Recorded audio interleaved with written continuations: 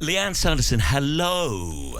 Hi Steve, nice to see you. Thanks for inviting me on. Thank you for coming on. We see each other down the corridor. You're down at Talk Sport, and I used to do the evening show here, but we've never actually crossed paths. I've always wanted to chat with you. I just thought you'd be amazing to come on. Season 4 of Virgin Radio Pride, and you're such an important person to chat to. We'll go through your story and your career modes, but this list of tracks for my Pride playlist, I was saying a moment ago, you've educated me. Oh, that's amazing. No, thank you for having me on, honestly. Yeah, I think in News UK, you sometimes bypass each other. I have conversations with people in the lift and I don't even know who they are, but we know each other. Yeah. So when you're passing around here, you kind of come across people and it's always a nice place to work.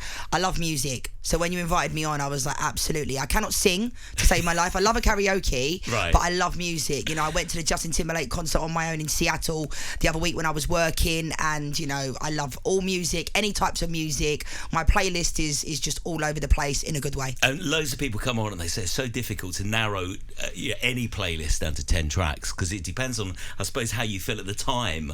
You know, like when I asked you and stuff. Was this easy or hard? Or it was hard because there was so many tracks that I wanted to put in there, and I feel like every single LGBTQIA awards I go to, it's the same. You know, it's Lady Gaga, Madonna, and there's some in there, yes, but it's always the same type of music. Whereas I just felt like, I had to narrow it down a little bit because I didn't want to have like 5 Beyonce songs, as much as she is my favourite person, you know, in the world. Love her, been to see her in concert like 17 times. Oh, amazing. Love Beyonce. So I wanted to kind of narrow it down, and also the lyrics of the songs are meaningful to Pride and to our community. So it was almost trying to find that balance. It's going to be a great hour. We're going to be talking about all your favourite artists and queer life in sport and representation and all that kind of stuff. But let's start. So George Michael and we're going to go for Spinning the Wheel, which is amazing. So tell me. Yeah, I mean, I love George Michael. I've grown up, my mum, my dad loved George Michael, and it was funny because, you know, when they do those Spotify playlists of the year, I would expect, I love Drake and I love Beyonce, but George Michael was my number one.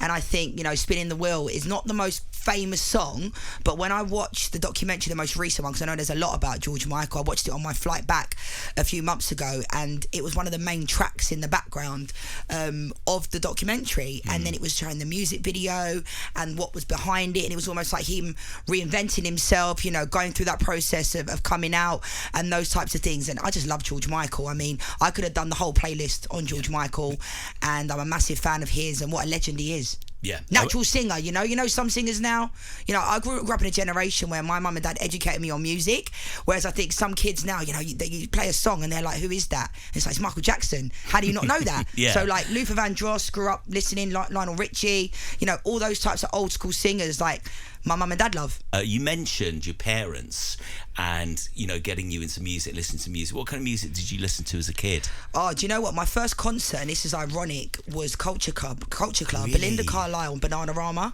And my mum and dad took me when I was younger, and I was there and I was thinking, I was feeling like I was the youngest person there by about 30 years. And actually, I loved it. Like Culture Club, Boy George, legendary, came out on stage. It was at the London Arena. Don't even think that's there anymore. It's the XL, isn't it now? They don't even have concerts there. And he came out with this massive satellite dish on his head. And my dad absolutely loves Boy George, loved Culture Club. So that was my first, you know, ever experience in concert. So yeah, I just think my parents growing up, my mum listened to Bobby V. You know, my mum and dad loved Michael Jackson. My name was actually going to be Luther after Luther Vandross if I was a boy. Really? So it's funny, like, and my mum and dad always go and they've seen Luther Vandross live when he was here, and obviously the tribute act. So we go to like a lot of stuff. So I feel like my mum and dad really educated me on music. Were you like me? Because when I saw Boy George, I knew he was different, and I didn't know why, but it kind of spoke to me. When I think back, I go, "Oh, he's interesting." Did you get that when you first? Because he was such a trailblazer for us, wasn't he? He was, and at the time though, I didn't really know who I was. You know, I was literally about 9 years old, and I was just there. My mum and dad took me, so I never really thought about that whole element of it. I knew he was different. I knew I was different, but not due to sexuality. It was based upon my personality. I always like I remember when the football boots came out and it was a different colour. I was like the first person to get the different colour boots. As you can tell, my hairstyle, I like to live my life authentically through myself, with my personality and that type of stuff, flamboyancy. And I feel like Boy George had that in abundance, and it wasn't until he came on stage, like Bananarama and Belinda Carlisle were great, but it wasn't until he came on stage that I was just like in awe of him. And did you have that when you were growing up, like when you were a young kid? Were you flamboyant back then? I think. What was Lianne like at school? Yeah, I mean, the loudest person in the room, but also knew when to be quiet. But every time my mum and dad went to parents' evening, the teachers loved me, but they were always like, Lianne talks too much and also allows herself to be distracted. So therefore, it was almost, and I think that was due to the fact all I could think about was football. Yeah. So, you know, if I saw somebody, I was good at school. You know, I did my GCSEs, I stayed on at sixth form, but I turned pro when I was 14, Steve. So it was a balance. You know, I'm travelling the world, going to a World Cup when I was 17, you know, still in school, playing in FA Cup finals when I was 14. Like, amazing. That's a bit, but my mum and dad sent me to school the next day. I played an FA Cup final on a bank holiday Monday, and I'm thinking, I couldn't go out with the team because I was the youngest and I couldn't go out. But, and I went to school the next day. I was thinking, oh, my mum's going to let me have the day off. Mum and dad are, no chance. I was in school, and it was really good. You know, it was good. My friends, I went to an all-girls school in Beckenham. I grew up in Lewisham, and like, they used to do the tannoy, you know, and they do the announcements and they say, oh, we've got our very own, and I used to cringe. I love attention when it comes to my football, but when it comes to all that, I never wanted my friends or people to see me as being different, you know, because you don't want to get special treatment. But they were so proud of me at my school, and all my friends, and to be honest, all my best friends are from school mostly, and they could not care less if I was a footballer or not. Like, two of my best friends don't even like football, and they like, you look great on television, I don't know what you're saying, but you look good. So I had a great experience at school, and I really feel blessed that I had such a great upbringing, because some people have not had that luxury of having that, where, you know, when you are different, you have tendency to get bullied and people to kind of ostracize you. But it was never like that at my school. My friends, the teachers, everyone loved me. I'm going to ask you loads of questions about football in a second, but should we get into this? So you put Freedom. What an amazing song. Yeah, I mean, it's not going to be before people start to think it's a George Michael complete power list and playlist. This is the last George Michael song, although I could have done that. Freedom, I mean, I think it just exemplifies our community, what it means, you know, to be authentically yourself and those types of things. I think George Michael had his own journey throughout that process. He's spoken about that a lot over the years, and I just feel like it just allows you to be yourself, and what more can you want than freedom? Amazing. Are you enjoying this? Oh, it's brilliant. It's so nice to do something different as well, because I love doing, like, when I interview celebrities on the red carpet and we get to have a dance and stuff. Like, I love football. It's my life. It's my religion. Eat, sleep and breathe it. But music is like my other passion. If someone says to me, what do you like to do other than football? It's music. So we're going to mash up the two this hour. So can I ask you then, when did you realise that you loved football? I mean, I would literally say, as crazy as it sounds, when I was in my mum's stomach. Literally, like, my dad used to play. So I think subconsciously, being at the games from a baby and the pram, it was almost like registering. As soon as I could walk, I was walking when I was like 7 months old. Wow. So therefore, it was like football, football, football. But my dad used to play, and my mum never played, but is more obsessed with football than even me and my dad put together, if that's possible. She'll watch every football you can think of, men, women, under 12s, under 16s, everything. But it was never forced upon me. And I think that's the most important thing. And I think, you know, from the age of 5, I knew that I wanted to be a professional footballer. I knew it. I felt it. I used to tell everybody. Isn't that amazing? Some people used to laugh. Like, you know, it wasn't a thing. Girls didn't play football back in the day. Yeah. So I played with the boys. I played on a boys' team. But I just knew from the age of 5. And it's funny because I used to feel a bit like an alien because no one really understood that. And it wasn't until I watched Beyonce's movie when she started, I'm not saying I'm Beyonce, but I'm saying the mindset of the elite mindset, what you understand, because I knew what I wanted to be when I was 5. That's not to say other people are failing because they don't. Because I think sometimes when I do motivational speaking, people think, oh, I don't know what I wanted. Some people don't want to do what they want to do now. I'm just really lucky that I knew and I believed it, had the support of my mum and dad, because that is the most important thing. You can't drive yourself when you're 7 years old from South East London to Watford or to Radlett, where the Arsenal training ground was. So I just knew, and it was in my blood. And honestly, I became pro when I was 14 years old, and it just felt right. Yeah, you must have had to work so hard.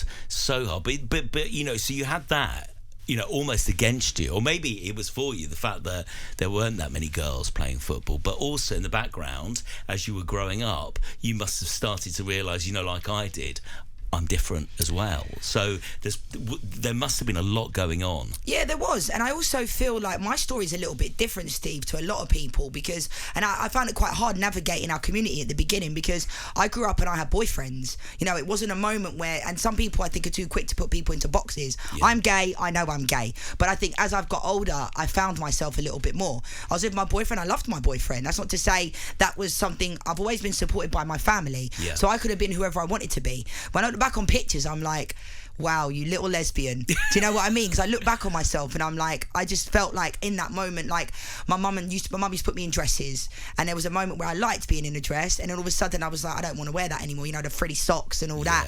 And I feel like my mum just allowed me to do whatever I wanted to do. So my journey's a little bit different. I didn't know until I was like 21 years old that I was like, I had my boyfriend, broke up with him when I was about 19, and then I was like, okay, met my first partner, and I was like, this feels quite nice, you know, and I kind of evolved from there. Then we broke up, then I met my next girlfriend. I'm making I've got 20 girlfriends. I've only had 3, 4, do you know what I mean? So, and I think I've finally found myself as I've grown into myself. And my mum and dad have always allowed me to dress however I want, have my hair however I want it to have my hair, and always tell me I look good. So I was never growing up in a pressured situation, because I have friends that have. You know, I've had friends that have been kicked out of their houses based upon their sexuality. So I feel really fortunate that, you know, sometimes in our world of the media, everyone wants to hear the bad stuff, and that's the stuff that sells. Whereas my journey and story, apart from some really bad breakups, has been good. You know, I've had a supportive family, come from a middle class family, not rich but not poor. You know, been supported. My mum and dad worked hard to give us whatever we needed growing up, me and my brother and sister. So, you know, I feel really fortunate to have been surrounded by great people, friends that support me. And I think when you're younger, you just expect your mum and dad to drive you everywhere. You think that's normal. As I've got older, I'm like, oh my God, the sacrifices that my mum and dad made for me. Like, my dad used to work nights at a law firm just so that he could take me to football training, and just so he could take me to school the next day. You know, so I knew at the time it was a big deal. And my family, the ice cream van still stops outside my mum and dad's house, because it's we're the type of family that, you know, everyone used to come to our house and everyone was welcome. You know, the kids in the area that might not have a lot of money, they would come, mum and dad would buy them ice creams. You know what I mean? Yeah. So I grew up in a family like that. And that's very important, and also very special. Isn't it? Like, you know, not, as you say, not everybody has that. And it's a really important just to know that you've got a great backup. Oh yeah, and also, like, you know, my mum and dad used to pick people up on the way to take them to football training. So, like, parents, it's a big sacrifice and commitment. You know, you can't ask every parent to change their work hours around. I was just fortunate that my mum could be with me and take me to training. My mum was the kit manager of my team at Arsenal in the under-9s, and we'd get on the train together when my dad had a game himself, and like had this big kit bag coming all the way back from like Watford, but it felt normal. So, you know, and even in my life now, I feel really blessed. I live a really nice life, but I've worked hard for this, Steve, and I think I don't believe in overnight success. Jessie J actually says that in one of my tattoos I've got, you know, about always being true to who you are and overnight success. And it's like, people see you here, but they don't see the journey, and they don't see the process of how you've got there. This next track by Macklemore is so important, isn't it? It's so special. I've studied the lyrics and listened to them. Tell me why it spoke to you. Well, I went to Macklemore concert. As you can see, there's a theme here. I go to a lot of concerts, and I went to Macklemore's concert in Washington DC a number of years ago. And when this song came out, I think it just spoke to our whole community. Same love. You know, you can love who you are, be whoever you want to be. And Macklemore was almost like an ally to our community before allyship was even a thing. Yeah. So, and when I went to the concert, he actually had a proposal on stage, and he does that at a lot of his concerts to our community. And, you know, he's a straight male. So those types of things are really important, because I think if you see people like that, and he was a big artist, he still is now, but, you know, he's kind of quieting down a bit at that time. So this song just really speaks true to our community. You know, love whoever you are, be whoever you want to be, and you will be loved. Quick questions for you. I like chucking this in with every interview we do. What does pride mean to you? Is pride important? It is, and I think, you know, people sometimes say, oh, why do we need pride? And it's people that say, it's not the people that are homophobic that are saying that, has to be said. It's people like, I know that they don't have a problem. So they're like, well, why do we need this? Why can't we just do it all the time?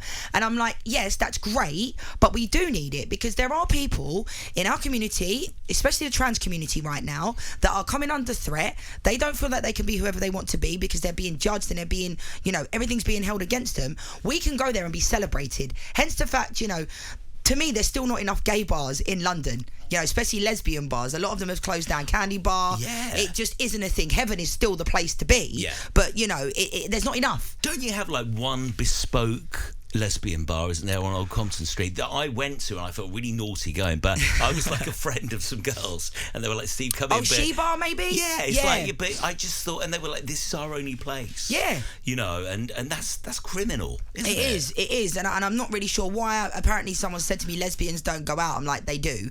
Whereas, because when you go to most gay bars, it is predominantly men, which is fine. But it's about having a safe space so that you can feel like you can kiss your partner, you can hug them. You might not have to have the most amount of PDA, but you're in a safe space. I think we are moving away from having to kind of separate the two. I do. I think sometimes, you know, I feel pretty comfortable holding my girlfriend's hand, walking around London, you know, and you don't have to always be all over each other. Do you know what I mean? But it's about celebrating, being there, being together. And even when I go to the awards, like on Friday, the Rainbow Honours Awards, like just seeing everybody there, being themselves, being able to be celebrated. And some of the people that are so inspiring at these awards, Steve, like I've never even heard of them. I'm like, how have I not heard of these people? This should be taught in school. Yeah. And this is me. Like, I always say people think I'm some gay superhero because I was the first footballer, but I don't know everything. I'm still educating myself. I don't know every single terminology I tried to learn, you know, and it's a moving field, isn't it? You know, it's the question I've got for you. It's really interesting. You're the perfect person to ask this because you travel around the world. Are we quite progressive here? Are we doing okay? I think so, in comparison to, because obviously I went to Qatar to do the World Cup, right? And I got pelters for that, and I'm fine with that. Because, you know, they have some terrible laws in that country. But honestly, I felt safer there than I do here at times. With online, mostly. Because no one was horrible to me there in person either. There was kids waiting outside the hotel to meet me. Those are the things that you don't see. Because you obviously see these terrible things that are happening in Qatar. And they are. Should it have been there? Probably not. Should the next, 2034 be in Saudi? No, but it will be. Money talks at the end of the day, and that's the reality. The boxing was just there the other night. But I felt like when I've played in other countries, more so Spain, when I played in Italy, and these are places not too far from home. When you visit there on holiday, it's a completely different experience to living there. My teammates were fine, but then again at the same time, they're not able to be themselves. So I felt like sometimes there was a lot of resentment subconsciously from my teammates because they might have a relationship on the team, they might have a partner outside of the team, they've been with for 10 years or so, and they've not been able to kind of be who they are. Whereas they signed me knowing I'm me. Do you know what I mean? And at Juventus, when I signed there in Italy, like every interview was about me being gay. And in the end, I said, I've won everything in my career. I've played in 2 World Cups. You know, I've won Player of the Year. I've played all over the world. You might as well copy and paste. This is not my identity completely. And I think that was an interesting thing at the beginning because that was me. It was like Lianne Sanderson, you know, the gay footballer. It's not, I'm Lianne Sanderson, the footballer happens to be gay. Do you know what I mean? Just incidental. Yeah, so that doesn't need to be the topic of conversation, but that almost became my identity for a long time. And I understand that because it allows people to be themselves. And I love the fact that I've helped people. And back in the day, I mean, we're only 10 years ago, people send me letters saying I allowed them to be, you know, open with their children and accept their kids. That is fantastic. Isn't that amazing? How does that make you feel? Amazing, like it is amazing, but it's a massive weight on my shoulders to carry around because there's I have a big responsibility. I didn't think about all that when I came out, and when I did it, it wasn't like I had this massive story. I did a People magazine shoot with my ex-girlfriend at the time in America, and it was brilliant, but it never felt strange to me because it just felt normal. I think people like myself, Megan Rapinoe, have allowed other people to be themselves, which I take great pride in. Some people don't want to talk about it because now we see people being able to just come out. Oh, why is that? Because it's people like that go before you that I've had pelters for being who I am for a number of years. Thankfully, it's toned down a little bit, but it's always about my sexuality when I'm on air. It's always about, like, in a nasty way, you know, the trolls and that type of stuff. So, but I love the fact that my platform allows me to help people because that's all. I love helping people. You paved the way.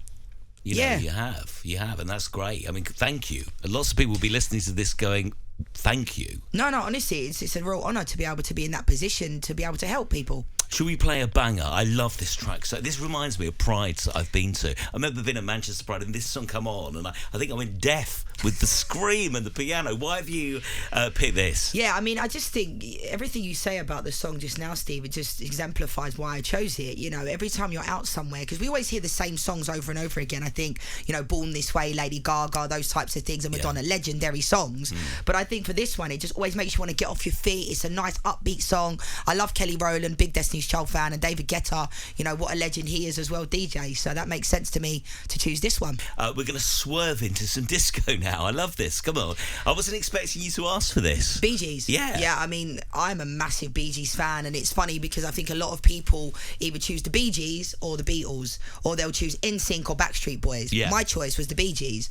Growing up, my mum used to listen to the Bee Gees, love Barry Gibb, love their story. You know, unfortunately, you know, 3 of them have passed away at this moment in time, but Barry Gibb, his voice, iconic. How many people do you know can sing like that? You know, get to that. Yeah, so identifiable as well, isn't it? Absolutely. So unique. And I love the Bee Gees, and I could have chosen, you know, Night Fever. I could have chosen any, but I've gone for More Than a Woman, and I love this song. And just a quick question that sprung into my mind, because I'm nosy.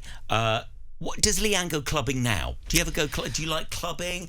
What kind of nightlife do you like? I don't go clubbing as much as I used to, but back in the day, I was on every team I played on. I was the person organising the night out because my friends owned the clubs in London. Right. So then when we'd win, we'd go to like Caf de Paris, China Whites. It was great.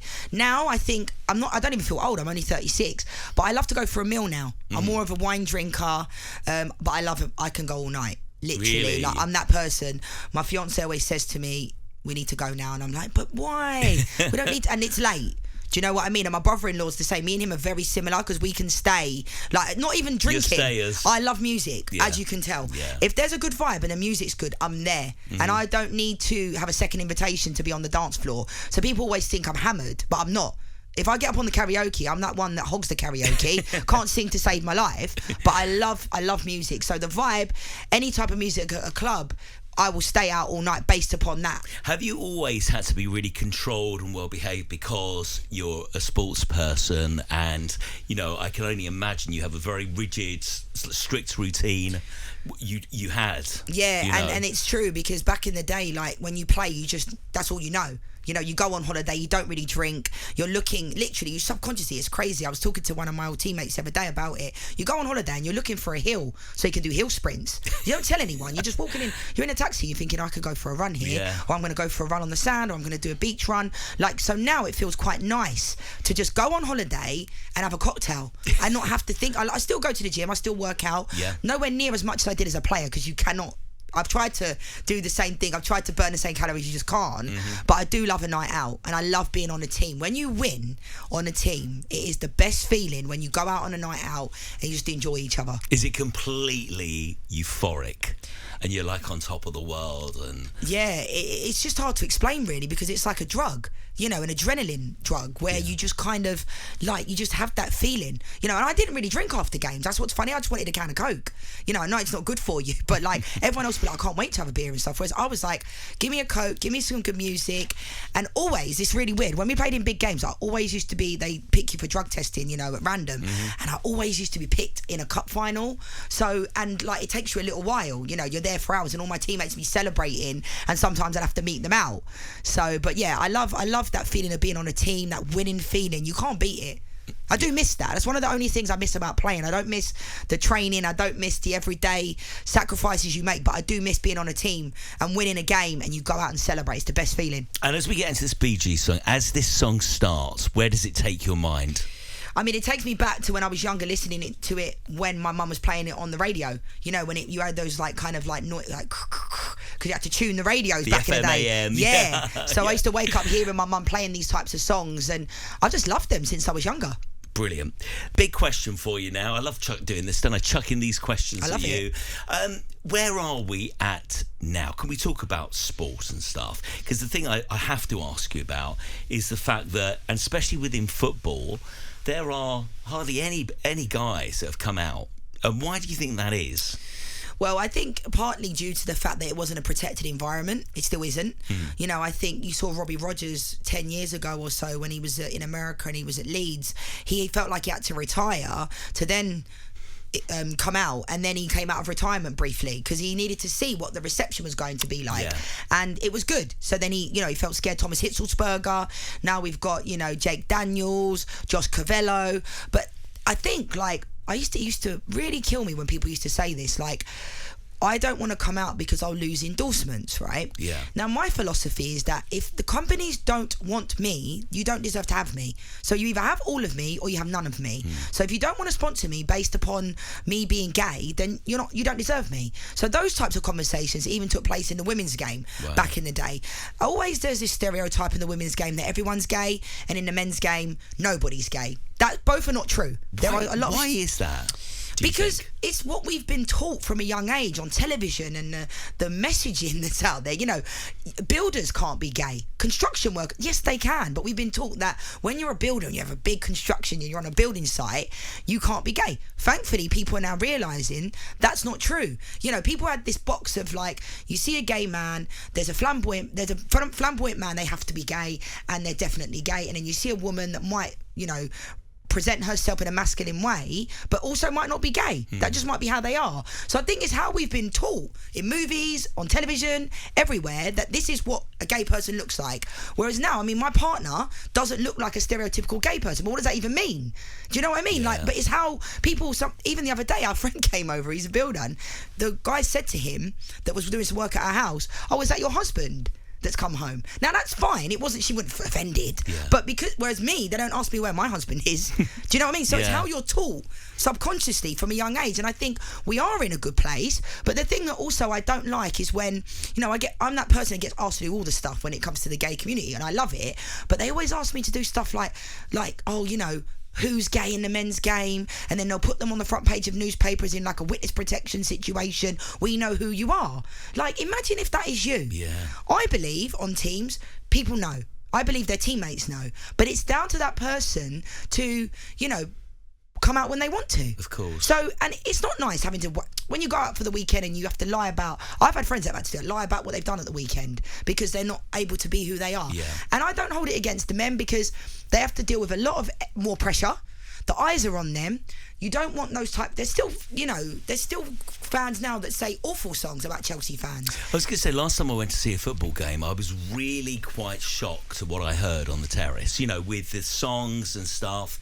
And I was thinking, do these people realise what they're singing, or are they just singing them because they've, you know, always sung these? But really quite homophobic to slurs. The Brighton fans, always. Like, Yeah. does your boyfriend know you're here? All those types of things. Like, that is awful. But I don't think the fans do know. I think they just sing it. The same as when you see the kids at the games, you know, doing expletives on a corner kick when they're like 7 years old with their dad or their mum. Like, where have you learned that from? And it's taught behaviour. So I don't think always people know, because I've been at games where people have said stuff and they put their arm around me and they're saying it to someone on the pitch, and I'm like, you know, that's not okay. Yeah. Then I go and say it to a steward, and then they know that I've reported it. I've had loads of conversations about this, because it's not easy for someone to report it in the stand. What are you going to do? Go and say, do you know what? All those fans are saying horrible songs. You can't do that. No. So we are getting further. I think people are now realising words do matter. And your words, you know, at a game, and football is like our religion. And ultimately, you know, you want your team to do the best they can do. They do exist, but it's up to gay players in the men's game, but it's up to them to come out when they feel like they can. Do you think we're on that journey, though, that it will one day happen? I do, and I think we've seen Josh Cavello, right? He plays in the Australian League, not at the top, like he plays at the top level, but no one knew who he was. No. Then now he's come out, he's getting Ralph Lauren endorsement deals. You know, it's almost catapulted him into the spotlight. Yeah. So therefore, you can see it working both ways. So I do think we're getting closer, but again, it doesn't help when certain media outlets are, you know, forcing the issue. They're forcing it, and it's not a nice feeling for them and their partner and their families to see that, because best believe their families know. They do. And their teammates probably know. Yeah. Of course you know. You got to, haven't you? You know, in a workplace usually. They don't have to tell you. Sexuality is kind of one of the hardest things in life to suppress or lie about, isn't it? It's gonna come out, and if it doesn't come out, it's gonna get you. Absolutely. I always think, you know. And imagine the pressure, right? Carrying that around with you as a professional footballer, male or female, going into a game. It weighs. It's like a monkey on your back. It literally can. It has to be, because I never lived that, because I never felt that way growing up. But I have friends that have known from the age of 4 years old that they were gay, but sometimes were not able to be who they are. They knew they were different but couldn't communicate that. The amount of mental health problems that we've had in our community based upon people not being able to be themselves. Yeah. You know, the suicide rate is higher than it ever has been before based upon that. Do you know what I mean? Like not being able to be yourself. So it's like there's a big like spectrum of people that we can relate to, but there's also still more work that needs to be done. And I encourage media outlets to not put footballers on the front of their newspapers and say, we know who you are. And because then it starts to make them not feel good. Would you agree with me, and I've thought this for ages, that that men's football is the last bastion when it comes to this, like the final hurdle? Once we get Premiership footballers saying, yes, I am, we've broken through that kind of glass ceiling. Yeah, I think so, and we are getting closer. Like I said, I think, you know, when you look at Thomas Hitzlsperger, he played in the Premier League for Aston Villa, you know, top player, and he's, you know, able to be who he can be, but he had to retire to do that, and that makes me sad. You know, a player has to retire during that process. It's not nice. So I do think we are getting closer. But again, it's about what the players want to do. Like I said, it's to do with the coaches. It's to do with... And I think we are getting closer based upon the fact that we're seeing probably players having conversations with their coaches. And Josh Cavello even spoke about it in his interview. He spoke to his coach said, no problem. Wow. But you think, when you're coming out, that everybody is going to think certain things. You automatically assume that your family are going to disown you, no one's going to like you, but actually, it can be the reverse effect. Yeah. Because you've been carrying it around with you for a long time. So there's a lot of positives to be taken, but again, Josh Cavello has to be that person, Jake Daniels, they're those people that... And it shouldn't matter what level you play at. Do you know what I mean? It shouldn't be, oh, you know, we have to have a player at a big club to come out. I find that quite condescending and disrespectful when people do say that. Right. Okay. But it's a lot to deal with, isn't it? You've got family, as we all have. You've got teammates, and you've got the terrace. Yeah. That's you know, you can understand how difficult it would be. It is difficult, but I also think it can help you as a player. You will play better, 100%. I know this for a fact because I felt better and I wasn't carrying that my whole life. Some of my friends have felt better in life, not even just as an athlete. In every job that you do, if you feel like you can be yourself going into the workplace, that doesn't mean you have to sing it from the rooftops, but it just means you can have a conversation about who you're dating, who you're with. Yeah. That makes you feel better, because hiding it's a big weight, Steve, on your shoulders. And I know that my friends have felt it, and I've not felt it as strongly, but I have felt it at times. What an amazing thing that you just had to have a moment of right here, right now. We're in News UK on Virgin Radio Pride, being totally open and honest about who we are and stuff. It's great, isn't it? Yeah, it's great. And it's great that, Virgin having that platform to do this type of thing, because I think a lot of companies now are waking up to the times of like, we need to do more. Yeah. And it doesn't mean, one day a year. It means we're celebrating every single day. And I think we're slowly realising that. Rainbow Laces has been in place for over 10 years now. Fantastic, brilliant. John Holmes and all the guys there at Stonewall are doing an amazing job. But I think we're moving on from the stage of having to celebrate only once a month or once every year. It can be celebrated throughout the year in however way you want. And having allyship of straight players talking about it and wearing the armbands like Harry Kane, it makes a difference. To some people, they might think, oh, it's just an armband. But to our community, to young boys, young girls, young trans people growing up, that's a message, they will feel I'm supported by someone I grow up idolising. What a great time to go to Lady Gaga, The Cure now. Tell me why. A different song from Gaga, and I love it. Tell me why you picked it. Do you know what? Born This Way is always the go-to at every single Pride and that type of stuff. But it's one of my favourite Lady Gaga songs, along with Applause and those. And I'm a big fan of Lady Gaga, so I kind of like the lyrics more. Yeah. So like for me, it was more to do with her voice in this song. I'll be right by your side, that type of stuff. So it might not be the most gay anthem of what people might think, but this one to me just speaks true to me, and I love her voice. That Lady Gaga song, wasn't that written for a friend that she lost or something? I think so. It's really, really hits deep, doesn't it? It is, and I think, again, like, it goes back to our community back in the day, the HIV pandemic that there was, and, and how it was, a lot of people lost people during that time. So, I think it's the same as when you watched It's a Sin. That was such a fantastic show. Let me ask you about that. You must have seen it, because you're probably a bit too young to remember that era. And I kind of remember it, but I was like 8 or 9 or whatever. But was that a shock to you when you saw It's a Sin and you realised what our community had been through? It was, because I obviously educated myself and know a lot, but seeing it in that detail, the amount of people that lost people that I know, you know, I have a lot of older friends and they lost a lot of people. Can you imagine? No. And like, it's one of those things where you see people like Princess Diana back in the day, you know, people thought they couldn't even hug a person that had HIV because there was no education and people were like, would run a mile. So I think we've progressed in that way. But honestly, I thought It's a Sin was absolutely brilliant. Like, to educate people, even myself, everybody. And even if people were straight, they were watching it, they loved it. Yeah. You know, loved it to a different degree, because obviously it's something that is sad that happened, and it wasn't that long ago, really. No, you know, when you think about within a lifetime. And also the other amazing thing is we all watched it during a pandemic, so it was very. That's a great point. It really was, wasn't it? Listen, got to talk to you about Beyonce. The arena's open. How many times have you seen her? 17. What does she mean to you? Oh, do you know what, Beyonce, I've been fortunate enough in my career, as I'm sure you have, to meet people that you've grown up idolising and people you like. Never met Beyonce, but she's definitely in my top 3. Her, Justin Timberlake and Barack Obama are my like top 3 people that I'd love to meet. And she just, everything, what I love about her, every concert you go to, it's like the first time she's performed. Right. When you see her, it's like the first time she's performed. And when you watch her movie, the documentary she did, like, she talks about, she's a control freak. She knows every dancer's name. She knows every singer that's the backing singers. She knows every routine, you know, down to a T. Yeah. She knows when the lights are coming on. You know, she even, in one of the songs, she was singing, what was it, Single Ladies or something, and she actually said over the thing, someone's getting fired, but sang it in the song, which people didn't even pick up on. Really? Because they didn't do it in time. Do you know what I mean? Yeah. So those types of intricacies, and I've gone to see other people that, you know, I love Rihanna, but I went to see Rihanna, she was 3 hours late, and just came out and didn't have any type of oomph. Whereas Beyonce, you know, performs like it's her last, like I said. And I saw the Renaissance tour. I love her new stuff. I love everything about her, as you can tell. I could do a whole show. Is she on one of Beyonce. those artists that you feel like you've grown up with? Because, I mean, the Destiny's Child stuff now was 20 odd years ago, wasn't it?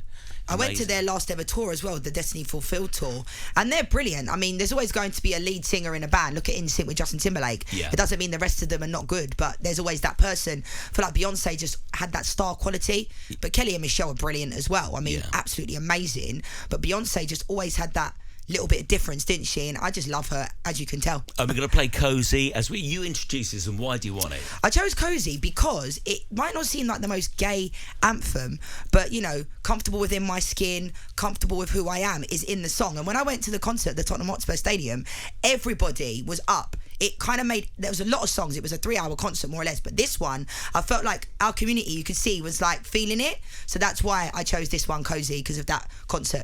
We're zipping through this hour, aren't we? Your next track, I've got to be honest with you, I hadn't heard this, and I listened to it the other day. And I thought, what an amazing song. And you told me earlier how much you love Will Young. Oh, love him. Tell me the story, because you want to ask him to sing I want him to sing at our wedding. Wow. Because we're getting married next year. And obviously, like, I know quite a lot of people that are going to be performing at our wedding and singing. But I just love Will Young. And it's one of those ones where, you know, like, some people might not think he's the coolest person. Do you know what I mean? Like, I went to see him at London Palladium last year. I go to see him all the time. He's so talented. He's amazing. I saw a one-man play that he was in last year, and like 2 hours of him playing all the characters and singing and being funny. I just thought it's almost otherworldly, you know. True singer, just can, like, obviously one pop idol, but like based upon that, like, I loved him on Pop Idol all the way back in the day. And I love him still now, and his songs are amazing. And this particular song, Grace, like, I just loved that album. It was one of his later albums that he had. Like, it was, you know, now it's probably about 15 years old. Yeah. But it was my favourite album. Has, like, All Time Love on it, those types of songs. And, you know, that would be my dream. If I could have Will Young singing All Time Love at my wedding. So, Will, if you're listening, come and sing at our wedding next year. Yeah. No, I'm only joking. Congratulations with the wedding, Thank you. the way. That's going to be a huge day, isn't it? It will be. I'm really looking forward to it. We finally found a venue last week. So, yeah, but like I said, Will Young, massive part of my upbringing, loved him. And a role model for so many people as well. I mean, you know, because we didn't have role models up until about Will Young winning things, and, you know, Brian from Big Brother in the... Do you know what I mean? Yeah, I love Brian Dowling as well. And it's funny because I had all these, like, gay heroes I looked up to before I even knew I was gay. Yeah. Isn't that quite ironic? So yeah, love Will Young. Could talk about him. I could choose loads of songs from Will Young similar to George Michael. Yeah. Can we talk about Madonna? I mean, I'm dying to hear about your opinion on Madonna, because I'm the world's biggest. I love her. I've grown up with her. She's very important to me. Tell me about her and this song. Yeah, I mean, Vogue. The reason why I chose Vogue, because I mean, it's iconic, isn't it? But I love a lot, Like a Prayer. You know, there's loads of Madonna songs that speak true to me. Her older stuff I prefer. Don't mind, the newer stuff, but the older stuff is what speaks volumes to me. Yeah. My dad loves her as well. And I remember at the one of the awards I went to a few years ago, and there was this guy, a gay guy, and he was up there doing the whole routine to Vogue. And I was like, this is amazing. I took my mum to that particular awards. It was the Rainbow Honours at Madame Tussauds. And now we're talking, I'd say about 4 or 5 years ago now. And I just remember him. And I thought, do you know what? This song has allowed you to be whoever you want to be. Yeah. And I don't think Madonna realised how much she meant to our community all those years ago. Similar to Kylie. There's certain gay icons, aren't they? And they're not even gay. No. That we all look up to. And they were there for us. Yeah. Before it was okay. And they don't even know that. I don't think they realised that at the time. So, yeah, I just have this one vision of this guy doing the whole routine on his own on the dance floor. Everyone was joining him, but no one knew the full routine, and he was literally living his best life. So I was like, and it's my favourite Madonna song. And one quick question: have you ever seen Pose? No, I haven't. It's so good, the TV show about the Vogue houses in New York. And no, I haven't. Kind of where the dancing came, where Madonna got the inspiration from. It's really, really good. Oh, amazing. I have it's to check that out. Play. It's really, really good. Leanne, we've come to the end. Have you enjoyed this? Oh, this has been great. I'm sad. I'm genuinely sad. It's come to an end, because you can tell my passion for football is strong, but my passion for music, I have good knowledge of music as well. Yeah, and you've I'm quite given eclectic. it your all. I mean, I've really enjoyed doing this. Got one final question for you, because this week we are talking about the world of sport and how welcoming it is to LGBTQ plus people. What do you reckon? Huge question. Yeah, I mean, obviously the sporting world, football more specifically in our country, literally everyone eats, sleeps and breathes it, don't they? Yeah. And I think, for me, it's always been a place where I can showcase who I am in every sense as a player. And I just think, hopefully, we'll get to a point where everyone's accepted. It's not just whether you're gay, straight, bi, trans. I will always speak up for our community, and I'll continue to do that. And I think we need more people to continue to do that. People like David Beckham. It makes a difference when big celebrities support us. It makes a difference, because then people think, actually, if they're supporting us, then I probably should get on board with this. And I also think people now realise in their family, nearly every family will have one person that identifies with our community. That's so true. But even a mum or a dad that have been, their whole lives in a straight couple. We see it happen more now, where people have not been able to be who they want to be because it's not been accepted. Yeah. Get married to a man or get married to a woman, and then think, actually, I'm not living my best life, and I'm not living myself. So we see that happen more often. And I think, thank you for having me on today, because it's given me the opportunity to kind of do something different. I love music, and be able to kind of talk about me and my journey and within music and within. I feel like I've just scratched the surface. I could talk to you for another hour, but I know you're busy and you've got a show. One final question: somebody's listening and they're struggling and they're thinking, I would love to be like you, and to be honest and to be open and to be themselves. Could you give one piece of advice from someone who's been there? Yeah, I think every situation is I take everything by case scenario, because I had a few people reach out to me years ago and they say, should I come out to my mum or dad? I don't know their mum or dad, so I then can't turn around and say, oh yeah, do that, because I did that and my mum and dad are great about it. Because then what happens if that person then gets kicked out? I'll feel like this massive responsibility. So I think times are getting easier. Might not feel that way, but they are. And I think if you look at where we've come in the last 20 years, the fact that we're doing this show, the fact that we have gay pride is more predominant, everyone can come, everyone is welcome. Our community has always been that way. So I think, the advice I would give is always be yourself, live authentically, and always stay true to who you are. I have the Jessie J lyric on my arm, because that's who you have to be. And if it means losing friends and losing family members based upon who you are, that has to be the way. And it can be lonely, but we're all here to support each other, genuinely, because living your lie by trying to please your family is only going to affect you in the long run.